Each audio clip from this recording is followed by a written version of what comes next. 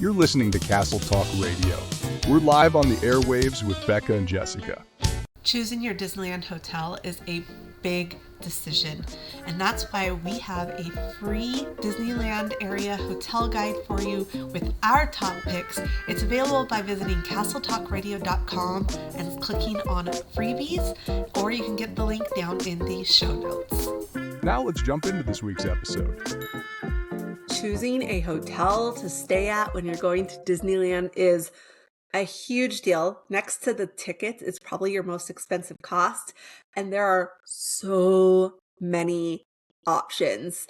It's crazy how many hotels are in that little 1 to 2 mile radius of Disneyland.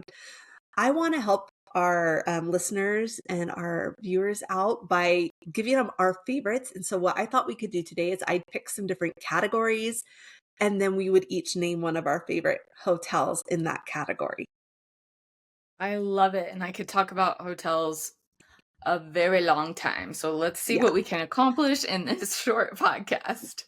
Yeah. So just to give you guys an idea, Jessica and I have both stayed probably at dozens of the area hotels between the two of us, and we've toured several more that we maybe haven't stayed at. So we have a really good understanding of the hotels and what they have available to guests. So the first thing I want to do is I want to start with the people that are looking for a clean but affordable place to stay that's close to the parks. Where are you suggesting? So with those three things in mind, clean, budget friendly, and close to the parks, I would say my top two picks would be the Anaheim Hotel and Camelot. Ooh, okay. Those are some good picks. Okay. So I would have to say mine would be Suncoast, which is a little farther away, but has some great things about it. And then I was kind of shocked you didn't put Grand Legacy in there. So it's just not top of mind to me because I haven't stayed there in so long. And their budget rooms, their cheapest rooms, I would not stay in. So I want to stay in their deluxe rooms. And I'm not sure, price point, if that still makes it budget friendly. Yeah. I mean, budget friendly is kind of an opinion anyways, because everyone's budget is different. Yes. So, okay. Anaheim Hotel lists two things that you really love about it really quick. The pizza press that is attached to it because I eat there all the time. I also love the new freshly updated rooms, which every one of them are, but I like the buildings that are closer to the front. And I also like the pool area. It's just a massive Olympic-sized pool. They often have a DJ out there. It's just a chill vibe, and I've been staying there for years. Okay, now to the Camelot. Two things there. Okay, the thing that I love about that is they have a lot of family suites where they can sleep a lot of people. It does have a cute kind of castle cottage look out front. And the rooms don't necessarily match the outside, in decor. The rooms are more modern. They have a really good, color scheme to it. So it's not they both look good, the outside and the inside, but they don't match. I don't know. It's the best way to describe it. No, I get it. One thing I want to say, I do want to put a con on Camelot is their pool area is not very great. Totally. Yeah, so I just want to put that out there. Okay, so my two were the Grand Legacy. I just love their pool area. Even though it's in the parking lot, it doesn't feel like it's in the parking lot. It's got bushes and trees all the way around it. It has a zero entry area. It's great for kids, has a splash area, all that kind of stuff. And just the fact that it is right across and just a little down. They have a rooftop dining option. My con for it, though, I want to point out is that rooftop option does have live music a lot of times, and that can be a little loud if you're towards the front of the building. But Suncoast, I love the Suncoast. I'm just going to say it's one of my favorites. It's my favorite one that's not directly on harbor. It is a little bit farther walk, but it does have the art available if you choose to use it. It's about a 10 to 15 minute walk with kids in tow. Newly updated rooms. They have a beautiful large pool area, and it's just beautiful. And then other things about it has free laundry machines. So you have to do your own laundry, but they don't charge you for it. Like there's no coins needed or apps needed. So you just use it. But it's a great hotel. And the fact that it's a little farther back makes it quite a bit more budget friendly. Mm. So those are my picks. Yeah, Okay. great. I would say yes to those as well.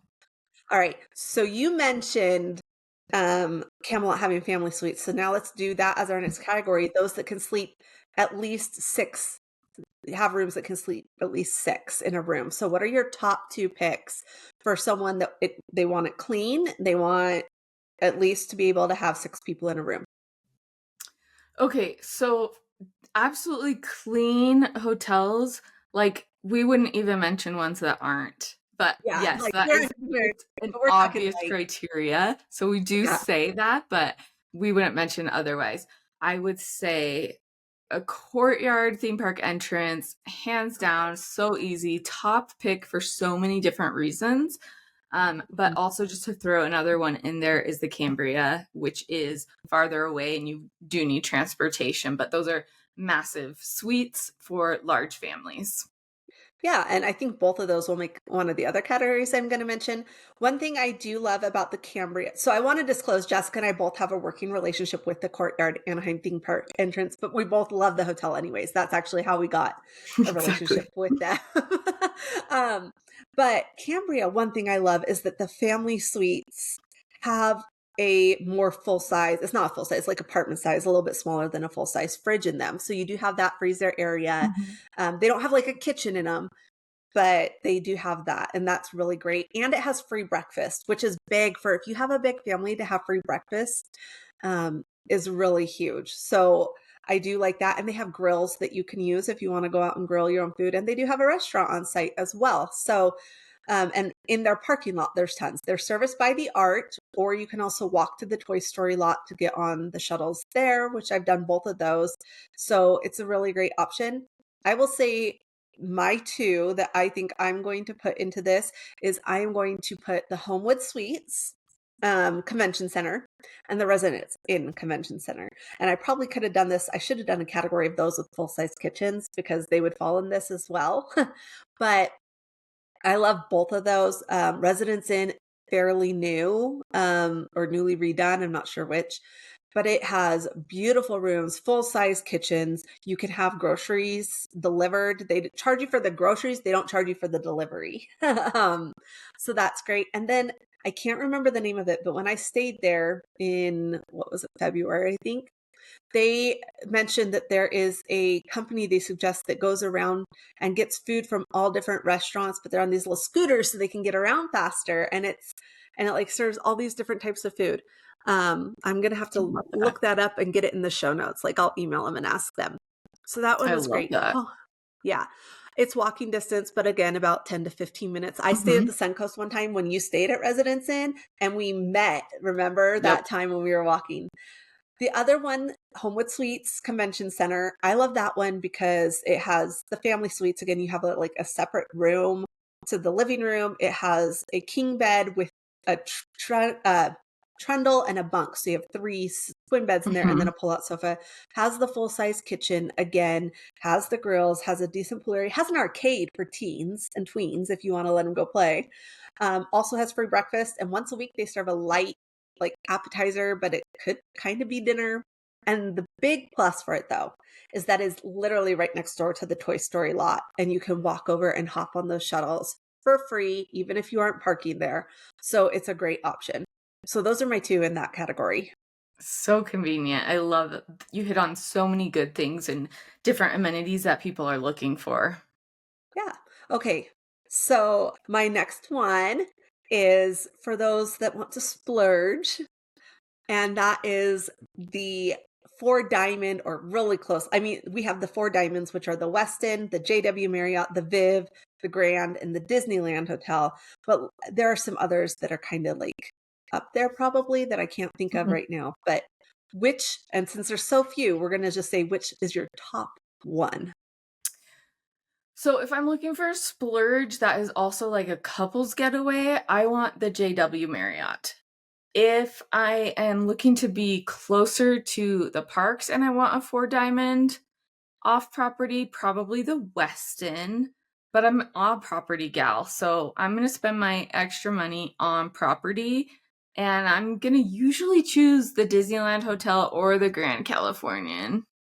Okay, so you That's basically 4. named all of them except for the Yeah, Viv. everyone. They're good for different things, so it's perfect. They're all, yeah, and that's the thing. One thing about these 4 diamond hotels is that they all have such a different feel. So the Viv is the best one for families, in my opinion, even though the Westin is also great, and of course Disneyland Hotel. But the Viv has 2 queen and a bunk rooms so that they can sleep 6 with the mini fridge. They have a pool. One thing I love about them is they have the main pool for everyone. And then up on the rooftop, they have an adults only pool, which is amazing. They also have the rooftop, the up on the, what do they call it? Top of the Top of the V. lounge. Top of the Viv. That's or top of the V. Yeah. So they have that. It is farther away, but it is the only hotel where the art basically pulls up right to the lobby. So you can easily ride it there. So it's a great hotel. It's very new. But JW Marriott, that one I definitely feel is more couples or like 2 adults. When we stayed there, I remember thinking, I am so glad my kids aren't here because they would break stuff because there's like Yeah. glasses and vases and all this stuff.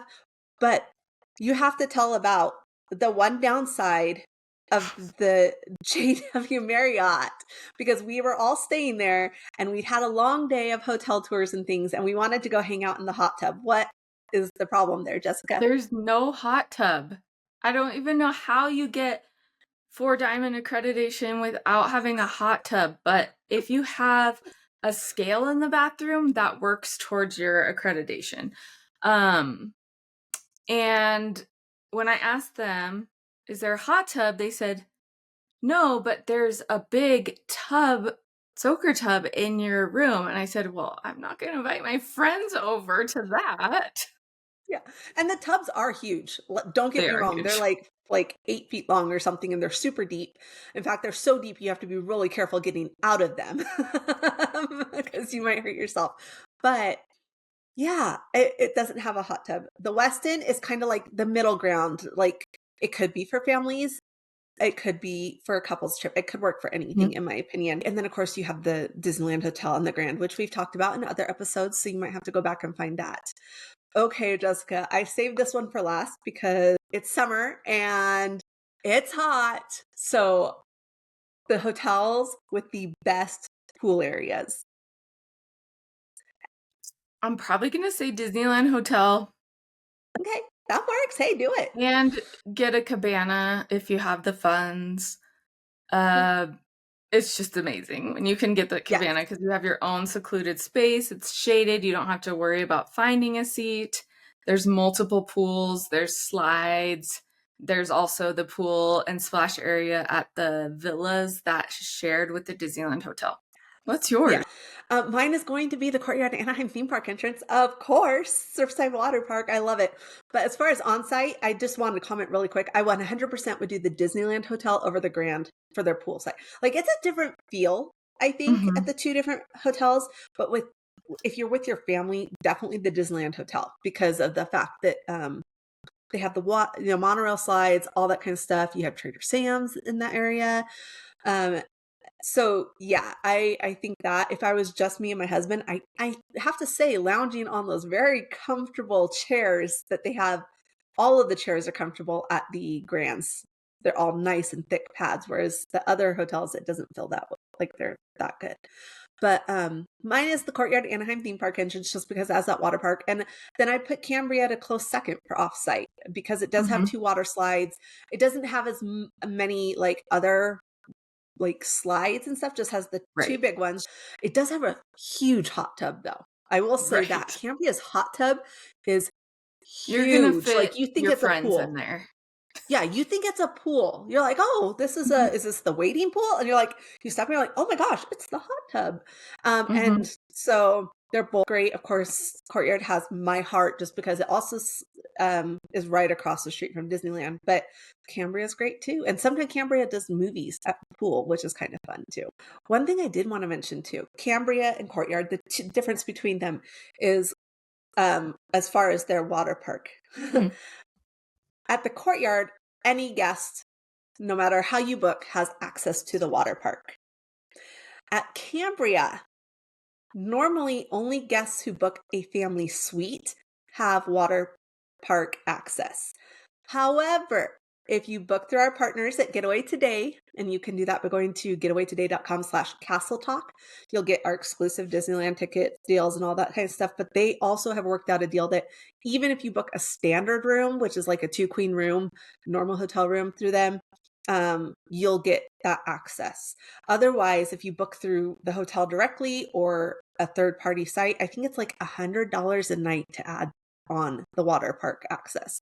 So definitely, even if you only want a standard room, book that through our partners Getaway Today. Also, the Cambria and the Courtyard are kind of similar in that both of them, their bathrooms have 2 showers on both on their bedrooms. So that's kind of fun. But yeah, those 2 are great. Like I said, Courtyard has my heart, but Cambria has been great for my family as well. Yeah, there's so many things. No matter what you're looking for, we probably have a suggestion for you. Yeah, we are always open to sharing our favorite hotels as well. So you can always hit us up on our socials or on Castle Talk Radio socials and ask us about different hotel options. And we will see you guys next week on Castle Talk Radio.